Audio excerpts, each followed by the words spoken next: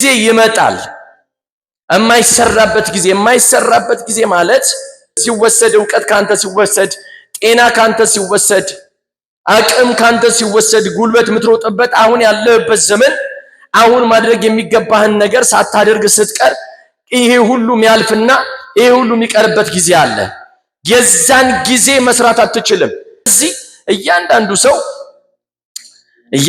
ሰው የተሰጠውን ጊዜ በአግባቡ መጠቀም እንዳለበት የእግዚአብሔርም ቃል ይናገራል። ለምን ካላችሁ ማንም የማይሰራበት ጊዜ ይመጣል። መጽሐፍ ሲናገር ምንድነው አለ? ውበት እንደ ምንድነው አለ?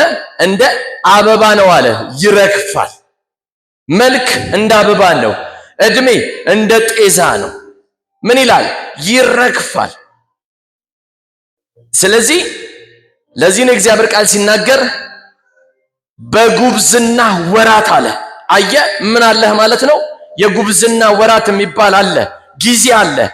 ጎበዝ በሆንክበት አቅም ባለህ